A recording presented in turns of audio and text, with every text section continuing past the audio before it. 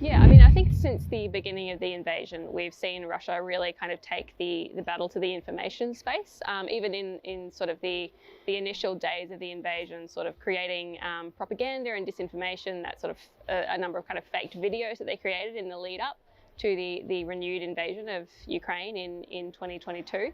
And since then, sort of an ongoing array of different tactics that we're seeing on social media platforms targeting the international community and sort of the opinions of the international community as a way of exerting political pressure over the leaders in international countries, particularly over their ongoing support for the Ukrainians in terms of weapons donations, but also in terms of other forms of political support.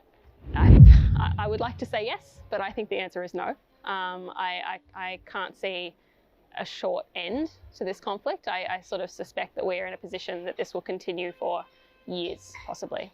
And as the conflict drags out, I think we will see more action from Russia in terms of targeting particularly public opinion in the European Union. For example, we've seen already they're targeting public opinion in Germany, like seeking to stoke tensions over Ukrainian refugees in Germany, and over the economic pressures that are coming to Germany and to other parts of Europe as a result of the sanctions on Russia.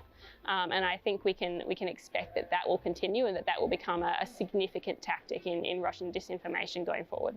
Yeah, I mean, so initially their sort of justification seemed to be based around the idea that Ukraine was full of Nazis and they had to cleanse Ukraine of the Nazis and save the Ukrainian people. Then they shifted to a justification that it was because there were these dangerous biolabs in Ukraine, and now sort of they're increasingly shifting to more of kind of a war footing and positioning it as a war between Russia and NATO, and as an existential threat to the Russian Federation, and that's how they're continuing to sell it to their people. So we've seen the justification shift significantly since the beginning of the war, which I think is a reflection of the fact that it was always propaganda all along and not their real reasons.